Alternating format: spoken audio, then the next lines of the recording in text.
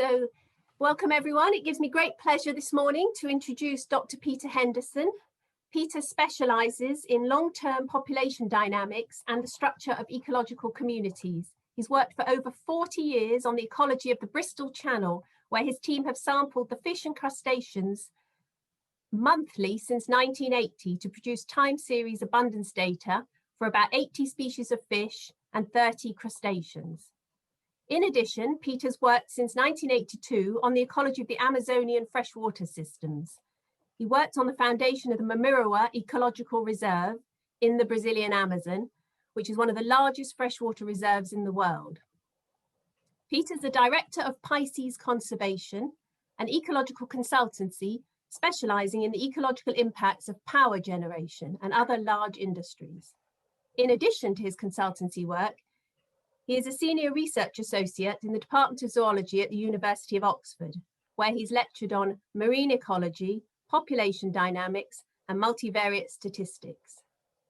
He's the author of 7 books, including Marine Ecology, Concepts and Applications, The Identification Guide to the Inshore Fish of the British Isles, and co-authored with Professor Sir Richard Southwood, the standard ecological textbook, Ecological Methods. So, enough from me. Over to you, Peter, for what I'm sure is going to be a very interesting talk. Thank you. Well, good morning, ladies and gentlemen. It's a pleasure to speak to you today. So what I'm going to try to present for you today is a broad brush picture of the extraordinary movements and behaviours of these species of crustaceans and fish principally that live in the Bristol Channel and Severn Estuary. This work goes back to 1979, really. As a young man, I happened to get a job as a mathematical modeller for the Central Electricity Generating Board. The obvious fact was that we didn't have any data to model.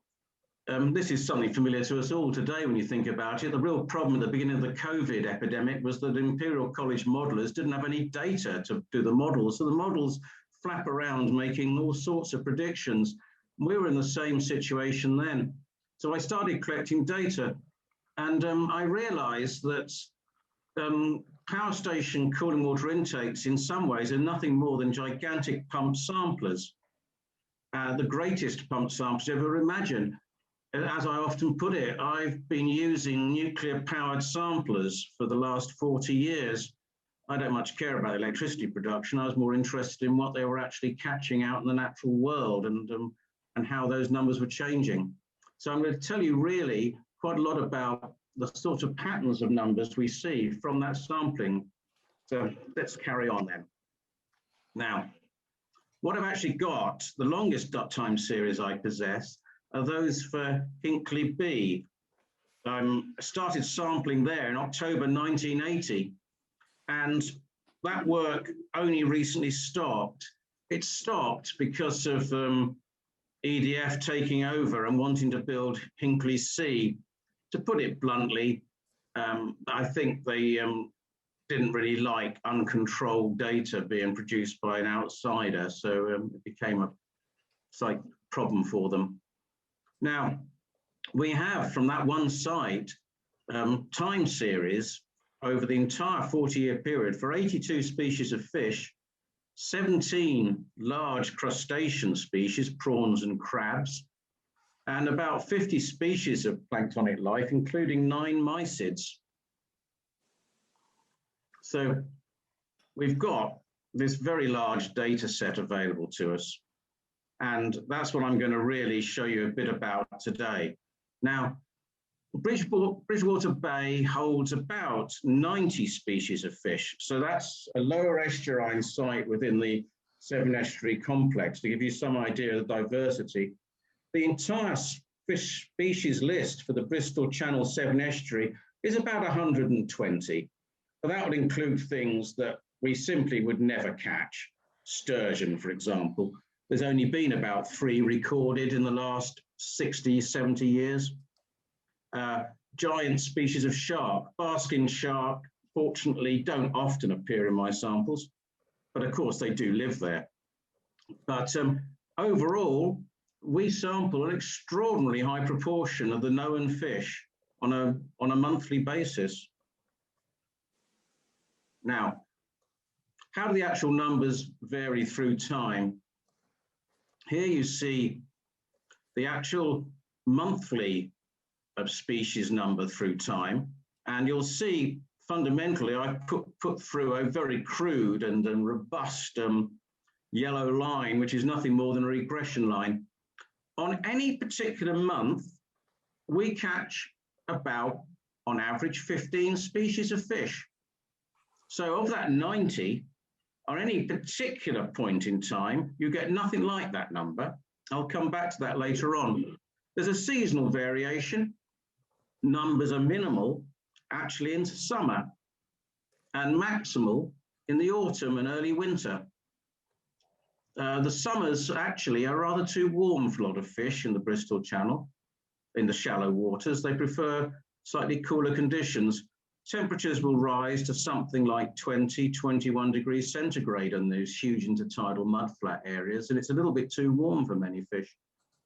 But I think you'll agree with me that fundamentally that upper graph shows very little trend in species richness through time. There are ups and downs. The red line is a 12-month moving average. That, of course, simply smooths out the effects of the seasonal variation. If you look at that graph, you'll see occasional upticks. There was one between 87 and 1990 where it rose, and then it plateaued for a very long period, right way through till about 2008. We had a little spike up, then it dropped back down again. I'll come back as to how these, what's causing these minor pattern changes, but fundamentally, species number and diversity, and loads of different measures of diversity, which are what those lower graphs show, have hardly changed over the last 40 years. Now, I have tended to classify species in this system as tourists and residents. As I said in that just now, there's only about 15, 20 species ever there at any one time. What we actually have is a handful of persistent core species, which you will catch any single month you sample, or any year you sample at least. And then there's a load more other species, probably 2/3 of all the species, which don't occur every year, just occur now and then. And this sort of structure of a core element of an ecosystem and a load of persistent species, which Anne McGurran and I published in a paper in 2003 in Nature, has now become quite a popular concept. And you'll find often people talking about core and tourist, or residents and tourists, this sort of thing. So, and we can actually distinguish quite clearly in these species in terms of their frequency of occurrence. There's the reference to the paper there at the bottom. Most of the work I'm going to talk about today is actually with the core species, those that are always present and, in a sense, dominate this system and are the most important. Now, there are many different aspects of diversity. We always tend to think of diversity as simply being the number of species present, but we can actually divide diversity into a taxonomic component, which is the species number really, or equitability of that species. Phylogenetic diversity, which is a measure of the degree of taxonomic variability we've got present. For example, if you had a system that just consisted of 3 species of goby who all belong to one genus, you'd have a very low phylogenetic diversity. If, however, your system consisted of a elasmobranch, a baby shark, a dogfish, a goby, and a flatfish, a plaice, you would have a very high phylogenetic diversity because they belong to very dissimilar groups. We can also consider functional diversity, where here we're really looking at how the different species actually behave in the environment. So species which are herbivores are very functionally different from top predators like a conger eel. So a mullet and a conger eel are very diverse functionally, though they're both teleost fish. We have a basking shark, a plankton feeder, very different from a red mullet, which is trawling along with its long barbels, collecting material off the seabed. So we've done over time, in recent studies, looked at our data from the viewpoint of taxonomic diversity, phylogenetic diversity, and functional diversity. And if you look at these, you'll see there's been a wave-like pattern over the years. Diversity rose in all three categories to a sort of a maximum in the mid-period over this 40-year period. Then it dipped quite markedly, and just recently it's risen again.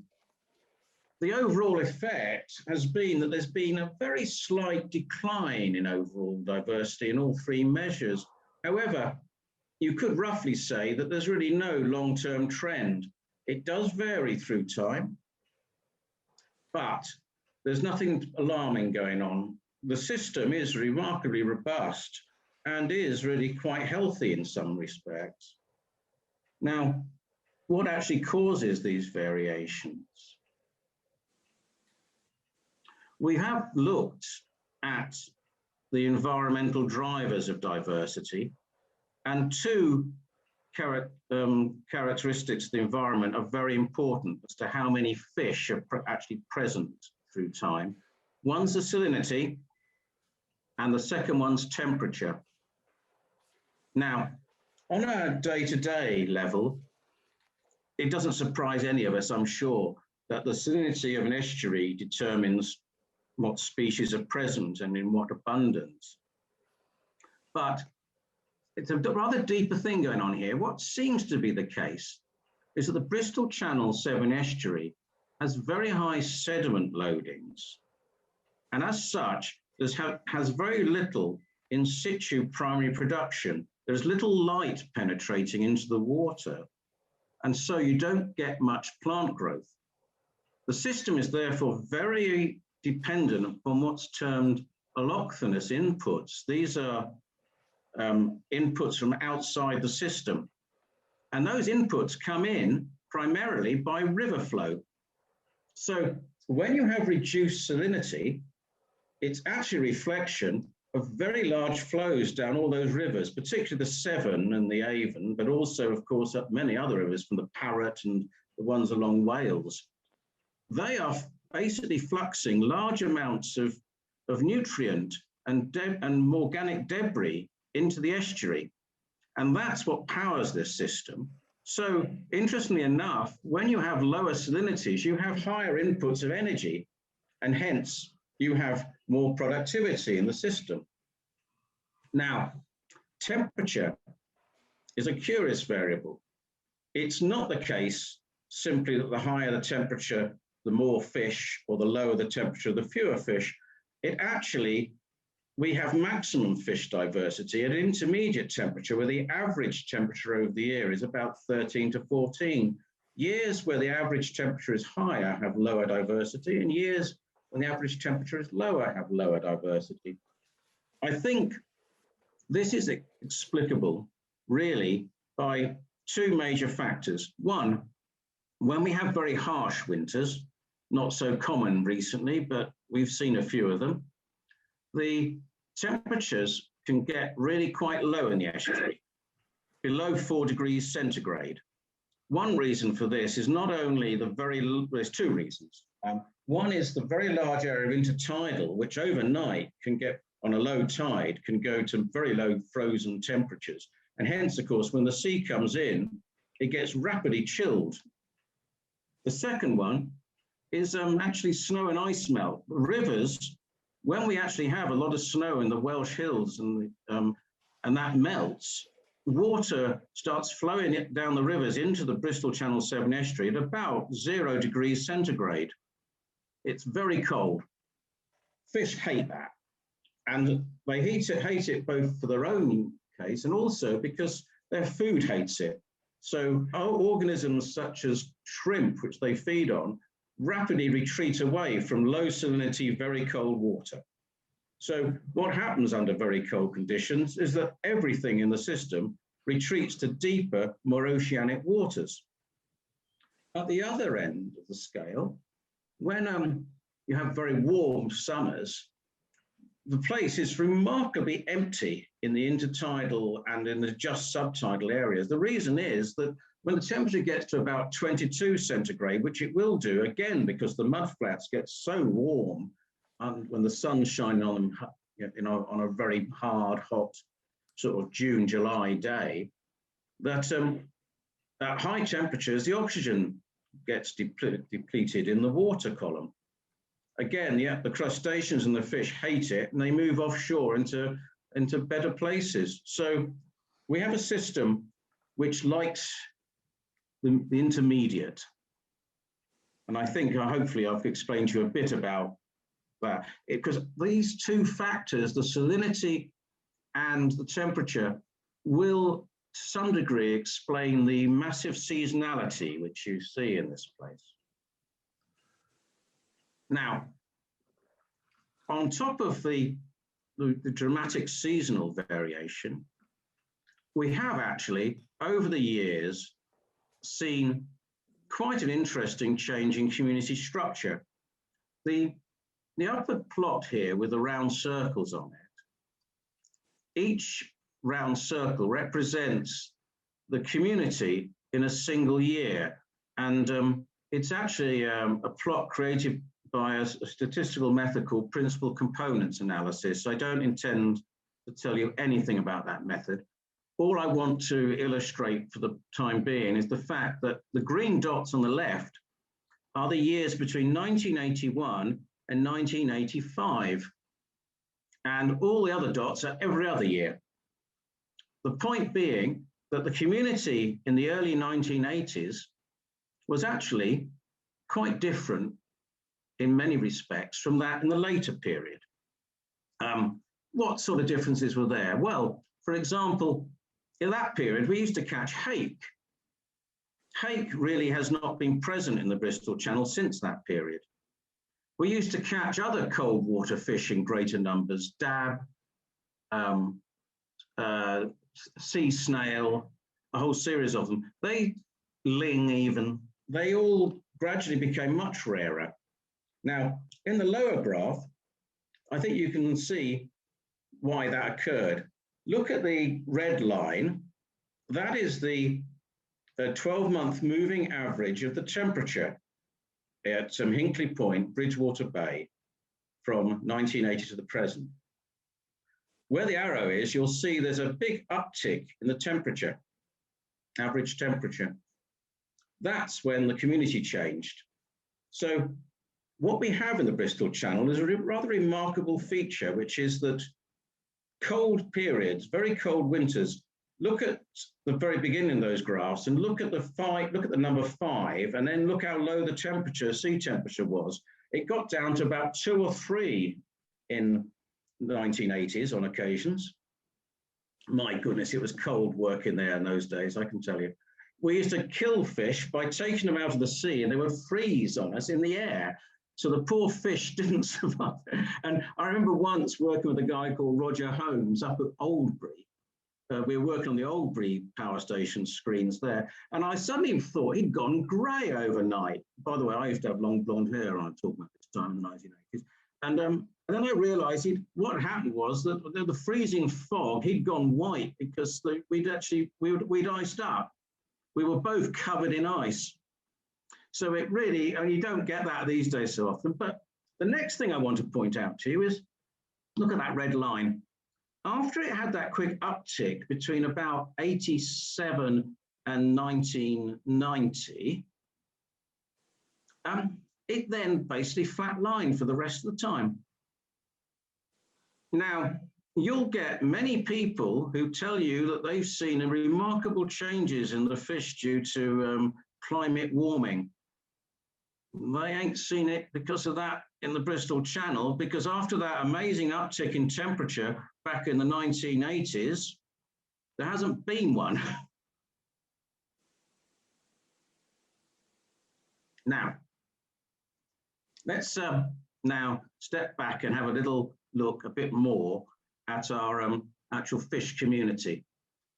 I'm not going to go into these diagrams in much detail, but they point out something very clear, really, which is that rather conveniently for us, we tend to think in terms of 4 seasons: winter, spring, autumn, summer.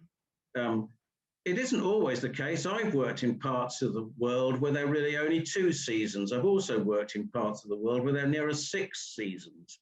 You have these extra sort of rainy periods and such like. But the fish evidently agree with us. They think there's 4 seasons as well. And what the upper figure shows you there on the left, with those 4 different color-coded areas, is that when we classify the fish community, we can classify them into 4 groups of animals.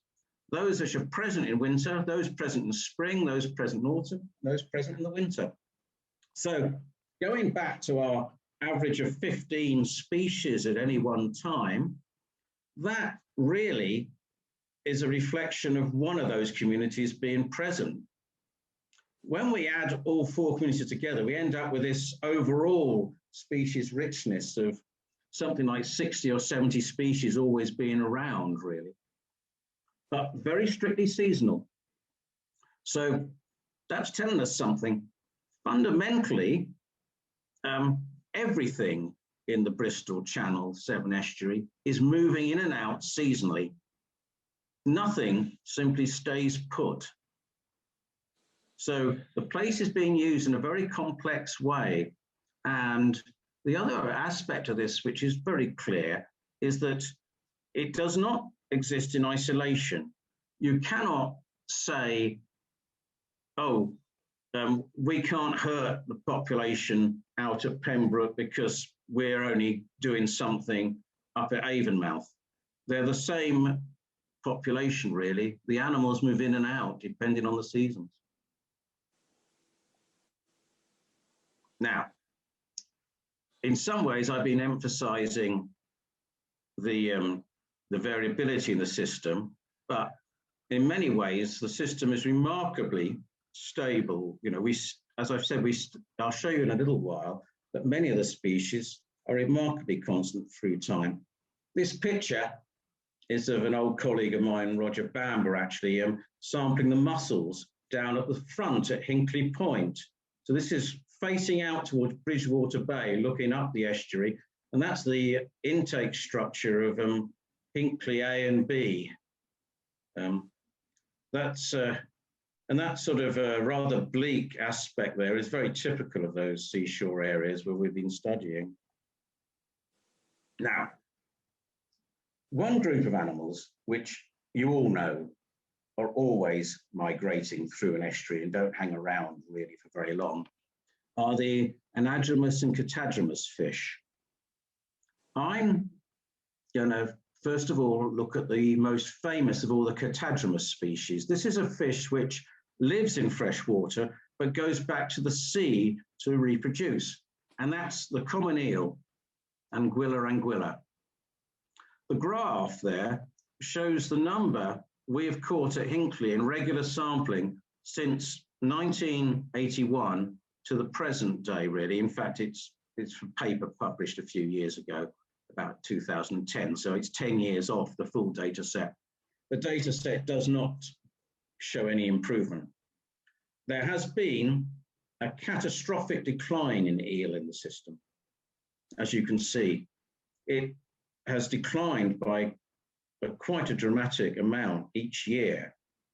And why is this? Well, I bullet pointed below what I suspect are the major reasons. Interference of migration. If you keep building dams, weirs, pumps, etc., you will stop animals migrating. There's linked to the destruction in pumps. We introduced eels from Asia into Europe as the eel populations in Britain and Europe declined. they brought in a disease which has been catastrophic. And finally, overfishing, as always with fish population collapses, there's always an overfishing element, it would appear. I expect many of you know of the extraordinary prices that elvers will fetch, over £100 a kilogram. There's been a sort of an almost criminal collection of elvers around the Bristol Channel for a very long time. The Inland Revenue used to have people working at night trying to catch men who went by the wonderful names in their Inland Revenue returns as Mickey Mouse or Superman for years. It was hardly improved much by the fact that at one time the Environment Agency was even making money by selling licenses for this terrible trade. I think that at last they got it into their heads that it really had to be stamped out. But it's an animal which has truly collapsed. At the other end, we have the anadromous fish, salmon, shad and lamprey, which move up through the estuary to spawn in fresh waters. Now, generally speaking, these animals long ago suffered catastrophic decline, normally because they were blocked from their main spawning grounds by the building of weirs on the rivers, which for navigation purposes, and that goes back to the 19th century, these collapses occurred. The animals have struggled ever since. The lower graph there shows the number of Thwaite shad that we record annually at Hinkley Point over the last 40 years. The most interesting aspect to me is that the Thwaite shad, which has been hanging on and surviving, has a quasi 6-year cycle in its abundance. It's fundamentally probably spends about 5 years or so at sea before coming back to reproduce. So it's effectively being dominated by a single year class, which is coming back every few years to reproduce. But it is just about hanging in there, as are the lampreys, but they're not prospering. And they can't prosper until we get rid of some of these obstructions and help them to spawn better. Probably the same goes for salmon. I suspect some of you are more knowledgeable than I am of the salmon populations. Frankly, I catch very few salmon. I know of the data. We used to have, of course, extensive ranges of salmon butts working along the edges of the river. They've gradually been removed because really the fishing wasn't good enough anyway. So hopefully the salmon will gradually improve, but there are many other issues with the salmon, including sedimentation of their spawning grounds and enhanced summer temperatures, rivers getting warmer. Now, I'm now going to switch to a bit more of the restless movement side. And I want to tell you a little bit about some of the major species and how they move around the estuary. The first of these is sprat. Sprat are very abundant in the Bristol Channel. They're a very important species for lots of reasons, one of which is as a primary food for the bigger predatory fish from the conger eels, the cod, the whiting and such like. If we look at their actual movements, we find they move seasonally in a very, very systematic way. They're only present in Bridgewater Bay as adults in sort of December, January or so. They move off to their spawning grounds in February and they occur in very low numbers during the summer months, and then will reappear again as adults in November. So the adults occur very, very systematically and very carefully. And we find exactly the same with the recruitment into the estuary of the young. They first occur in Bridgewater Bay in about March, April. They then disappear for a while in the autumn, then they reappear again. And you can see that in that red boxes on the left-hand side there, where you can see the arrival of the new year class, the young, red ones in April, then they disappear in October, November, and they reappear again. So we have about 2 or 3 year classes. They never live more than about 3 years, sprat, very short-lived fish. We can put together a scheme of how they're using the place. They reproduce, and the eggs are in the highest abundance in those 2 areas to the left of this graph in April. So we've got them off Swansea Bay and down off Devon, really, to the seaward of Lundy. Why do they spawn outside of the estuary? I think it's very simple. There's very little plankton in the water in the main part of the Bristol Channel 7 estuary because of the high sediment loads mean that there's not much phytoplankton. So there's nothing much for the larvae to eat. Then larval densities gradually increase inshore, and the juveniles arrive in Hinkley when they're about 20 to 30 millimeters long, in about June often. Now, why are they arriving there then? Probably because at that time of year, there's an awful lot of young mysids in the water there. So they've moved in to feed on mysids. They then keep moving up towards Oldbury and Berkeley and right up to the top end of the estuary in August, September, where they feed on the huge mysid swarms that occur at the salt wedge, where you get the interaction between freshwater and seawater. Then, in the autumn, they retreat down and arrive back at Hinkley. Then, as they become adults, they move off to those offshore spawning grounds. So we see a single species with both different year classes moving in different ways and different age classes also moving between feeding grounds and spawning grounds over really quite a large range from the entrance of the Bristol Channel right up into almost fresh water every year. And as they move, they actually take with them their predators. So we actually see fish such as whiting tracking the sprat. It's a bit like we used to see years ago in those things from Africa of the wildebeest moving with the lions and the hyenas trailing along with them. This is an equivalent sort of picture, really. The next species we'll look at is the predator of the sprat and of the shrimp, one of the commonest fish. The picture up above is, to say the least, rather well-filled whiting. They're often rather skinnier than that one, but I think that one had just eaten about four or five sprat before I took its photograph. Below, you'll see the number of whiting through time, highly seasonal again, but showing no long-term trend. So good stability. This is one of the most abundant fishes in the entire system. Now, this animal, again, spawns out at the entrance of the estuary. It has a very long spawning season. And the most interesting aspect to me is that the young recruits enter Bridgewater Bay, move up the estuary as a series of pulses. And they're shown in the figure on the right as the size is up and dates along there. So you can see there's 4 pulses of arrivals of new juveniles into the system in this 1 year in 2009. There was then a huge pulse of them arriving back again in January.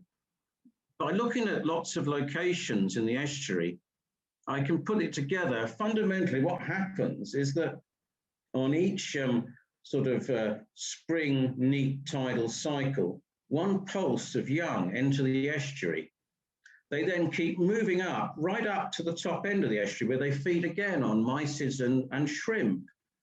They then, when it gets cold in sort of December, it can sometimes be January, it varies from year to year, depending on when it first gets really cold, they retreat towards the sea.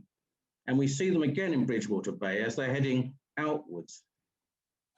So we can see very strict seasonality in the distribution. Whiting will live for about 6 years. They reach a size of about 250 millimeters, so 25 centimeters or so in standard length, 300 30 centimetres is a good size for a whiting. And the graph here shows the actual abundance of big adult fish at Hinkley Point for the different months of the year over our sampling there. As you can see, they're highly biased towards the winter months, but mostly in November, December, January, February. The numbers drop off markedly after that time because they've moved off out to sea to spawn. Now, I wanted to give you some sense of the complexity of trying to understand these systems. And this figure shows you the overall pattern of what's happening with whiting. February, May, they're spawning off Trevose Head. May, October, the juveniles pass through Bridgewater Bay, heading towards the upper estuarine feeding grounds. November to February, the juveniles overwinter in Bridgewater Bay. March to September, they move offshore to their spawning grounds. And October to January, they're now present inshore again to feed on crangon and sprat. As the whiting are moving seasonally, they're tracking their sprat food and also their shrimp food. At the same time, they've got a series of other complex interactions going on with other species. One of which, interestingly enough, is that they share a parasite with flounder, the flatfish. So when flounder are very abundant and the parasite numbers build up, that actually reduces the whiting numbers. The other interesting thing is the top predator in this system is the conger eel, and conger eel eat whiting in quite large numbers. So we have an interaction with them as well. Outside of the estuary, there are even more amazing interactions going on. Young whiting shelter underneath jellyfish. So when jellyfish are abundant, the young whiting are actually protected from predators. So there's a strange interaction there. So what I'm really getting at is that to truly understand the population dynamics of a common fish like the whiting, one must understand quite a lot of its ecological interrelationships. And moving on to one of the other key players in this system, which we must understand if you're going to understand whiting, the brown shrimp. Quite delicious to eat. There's a shrimp fishery in Bridgewater Bay. Brendan Selleck and his family have been catching shrimp there for probably 100 years. The fixed net fishermen are quite famous down there. And I must confess, fiddly to eat and peel, but the flavour is superb. Brown shrimp have, if anything, slightly increased in abundance over our study from 1980 to the present.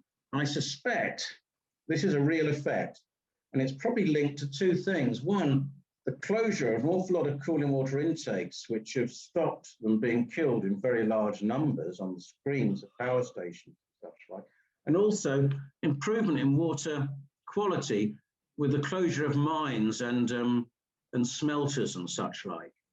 So is an absolute upward trend, and that upward trend is important because it means that there has been a slight upward trend in the abundance of some fish. So quite good news, really. Again, the old shrimp shows amazing seasonal movements. They will, during the winter, they are down around Bridgewater Bay in the lower part of the Severn Estuary Bristol Channel system. As it gets warmer, they move up into fresh waters, almost, and then they, yep, I think the Amazon delivery's just arrived. Oh, God, he's the postman. He wants signing. Hang on a minute. Yeah.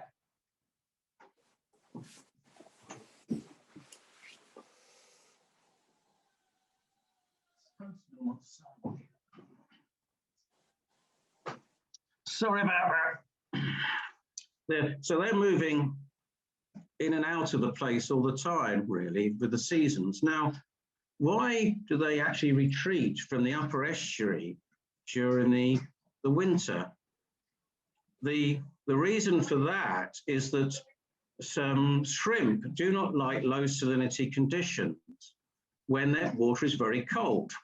They don't mind low salinity water in the summer because their osmoregulatory ability is high then.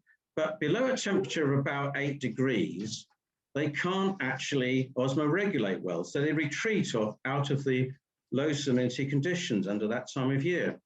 Now, if that wasn't interesting enough, I'm not going to go into it, but each sex of shrimp also moves separately. The males do not actually move into the low salinity conditions. The larger females tend to, probably because they're seeking certainly more enhanced feeding opportunities. The males stay much further out to sea and to Bridgewater Bay and further to sea. Now, also, the females must go out to sea to reproduce because, like the sprat and the whiting, their larvae need rich plankton to feed on. Therefore, they must release their young right out at the entrance. The males really don't bother traveling up. They wait out there for the females to arrive to reproduce, fertilize them, job done. Why truck all the way up to Berkeley when you can wait for the ladies somewhere off Lundy? Now, the next thing I wanted to sort of point out in this system is that it shows very interesting patterns of temporal stability in the species. We have the core species show very little variability in their numbers of individuals from year to year. That's called COV here, coefficient of variation, which is just a measure of the amount of variability in their abundance from year to year. The blue dots in that graph are the core species, and they are highly stable. Their abundance doesn't vary much from year to year. The transient species, the tourists, are highly variable. They come and go, and sometimes their numbers can be very high and sometimes they're very low. So what you have to envisage when you think of these ecosystems is of this very stable core, which are migrating quite systematically with the seasons between their different feeding grounds and spawning grounds in a quite mechanical way, while on top of that, we have extraordinarily variable movements going on with lots and lots of these tourist species. They're very variable because they're responding more than anything else to the physical environment. So, for example, if you have a great storm, we might get lots of pearl sides being washed up. At one time, we had a series of climatic events, which meant that we got lots and lots of anglerfish, all quite small, turning up. And even on some beaches, there were hundreds of dead anglers found. So that's a common part of the system. Blue whiting occasionally get flux in quite large numbers, but they're not a regular part of the system. So I think you can often view ecosystems as I said, consisting of core and transient, and they're both really important. The core is the bit which is the true productivity and the stability of the system.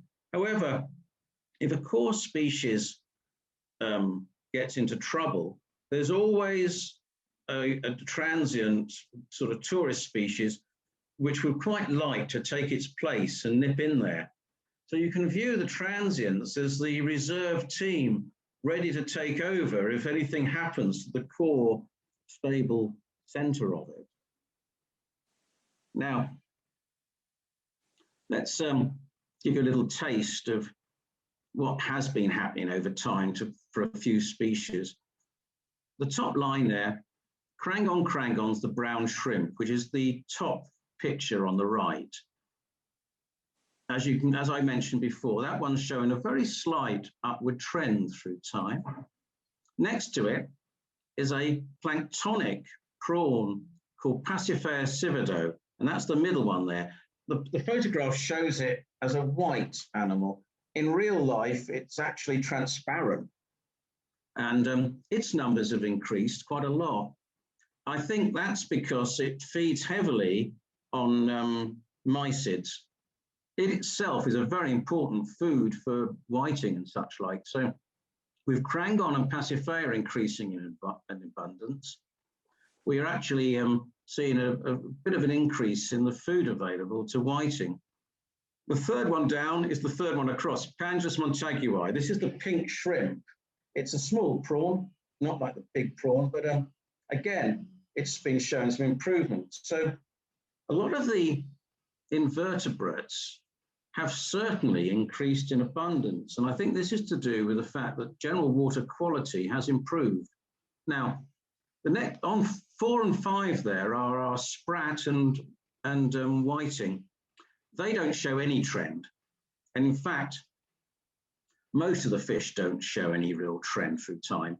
There's 2 lower down, number 10 and number 12 show very powerful trends. Number 10, Solia solia, is the common sole. It's a warm water species, and it has much preferred the increased winter temperatures which have occurred post about 1990. At the other extreme, Leparis leparis, the sea snail, is a cold water species, and its numbers have truly plummeted since the early 1980s.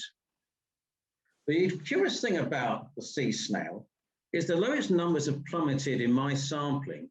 The samples are taken in relatively shallow water. If we ever have a very nasty cold snap, one of those beasts from the east, you might say, and temperatures suddenly drop, the sea snail will suddenly appear. Tells me one simple thing, really. It hasn't truly declined in abundance. It's simply moved somewhere else. And I would say into deeper, cooler water offshore. But if it gets cold enough, it will come back in. Why does it want to come back in? Because it wants to feed on shrimp in those really productive intertidal mudflats. So when it's cold enough for it, it's there. Here's some trends in even more species, showing all sorts of trends up and down, but many species actually have shown no trend at all. One I'm particularly interested in is conger, number 26 there. This species, the top predator in the system, is remarkably stable, and yet we catch very few of them. So you've got yourself an interesting case of high stability in a relatively low abundance animal. Why? I think conger eel hold territories. They simply fill up any hole available and they live in it for quite a few number of years. It's highly density dependent regulation, really. Once they've saturated all of the nice big crevices and holes to live in, there's not much space left for any other one, and they have to wait for somebody to die before another one can recruit. So spatially controlled density dependence.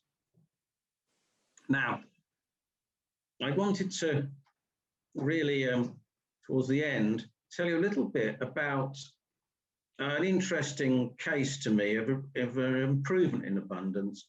The graph on the upper left there shows the change in numbers of herring, Clupea harengus, that we've caught in Bridgewater Bay since 1981. The reason there's no numbers in 81, 82, 83 there on that graph is because there weren't any.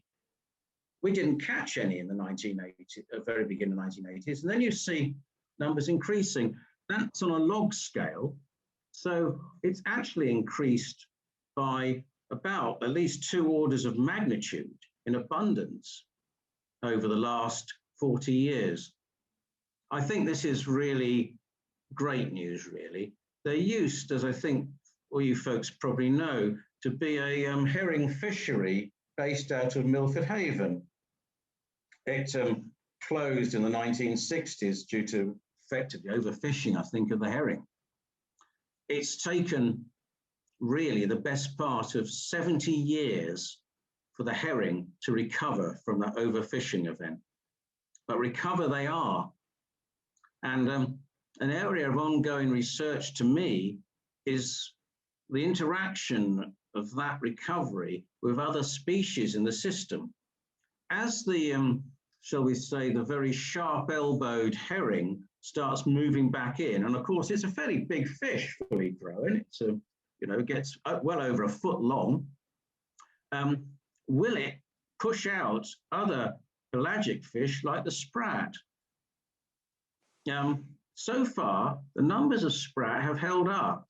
They haven't declined. However, one curious feature which has long puzzled me is the fact that the size of sprat has been declining and their condition has been declining.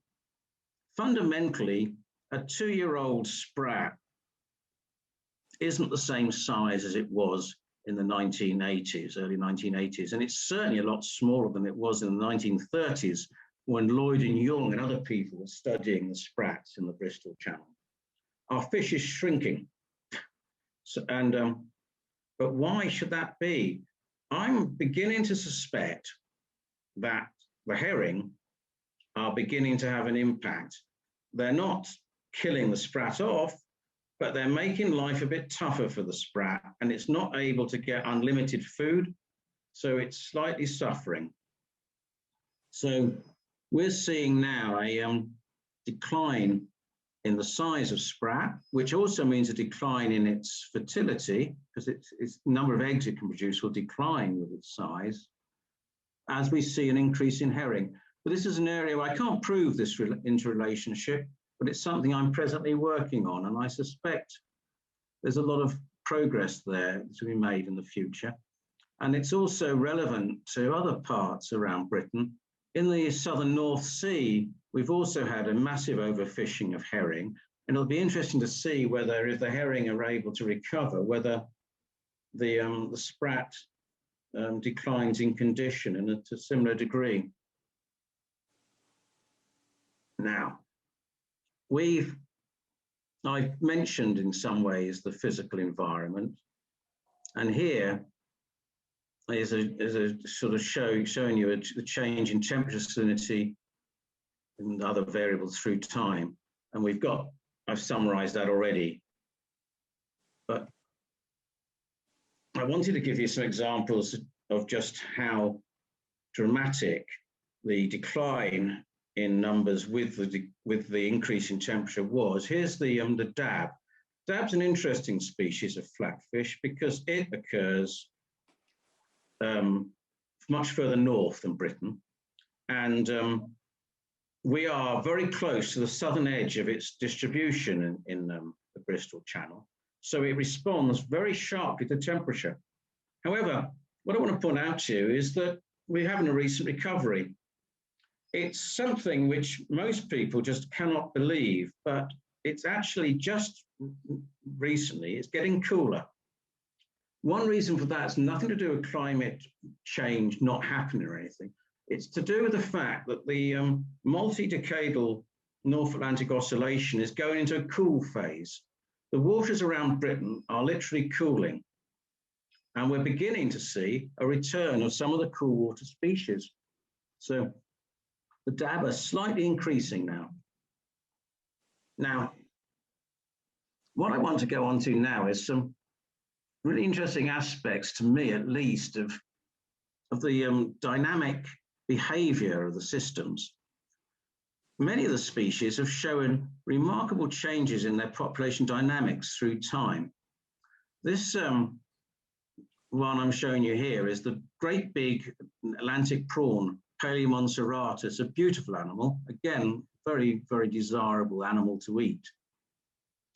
In the around the 2000 period, there was a massive change in its population dynamics. On the right hand, the second figure down shows the trend in numbers through time.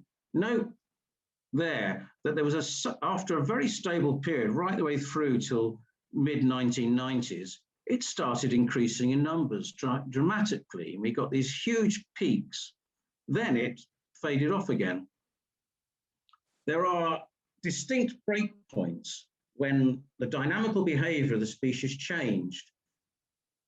And it really is quite clear that these are linked into changes in the physical environment, allowing it to suddenly increase dramatically in numbers. And sometimes we can actually see some very subtle effects as to how this occurs. One of the most common mysids in this system is Schisttomyces spiritus, which is a picture of it up the top there. The interesting thing about this mysid is it has three generations per year. Now, that means over the 40 years of my study, I've actually followed 120 generations of this animal, which is about as many generations have ever been followed of almost any animal, really. The remarkable thing is that at a certain point, the winter or autumn generation has done far better than it has done at other times. And if you look at the blue graph there, if you look at the first period of time, that's up to somewhere around 2009. The pattern is fundamentally of a one seasonal peak. There's a very slight kink on the way up, which is actually the first generation coming through, but it's fundamentally a single season. What then happened was that around 2009, what could only be described as chaos exploded. The population was all over the place, and there's that period between the two dotted lines. So for about 3 years, the population exploded and crashed, and then it suddenly came out. And if you look now, you have yourself 2 peaks per year, a small one and then a higher one, very regular. Fundamentally, the population went from having a single dominant recruitment each year to a period of mass instability in the around the 2000s, followed by restabilization to 2 cycles per year. An extraordinarily interesting case of how a population changes its dynamics and has a break between the 2 dynamical patterns. I don't know of an example as clear as that from any other system. So I'm going to stop there because I have a feeling I've probably exhausted you with this stuff by now. If you want some more information, there's my ResearchGate site, and as was mentioned, there's a whole series of books I've produced on these things, but certainly you'll find a lot more in the papers on this. I hope I've at least given you a taste for the complex ecological world that occurs out there. Thank you.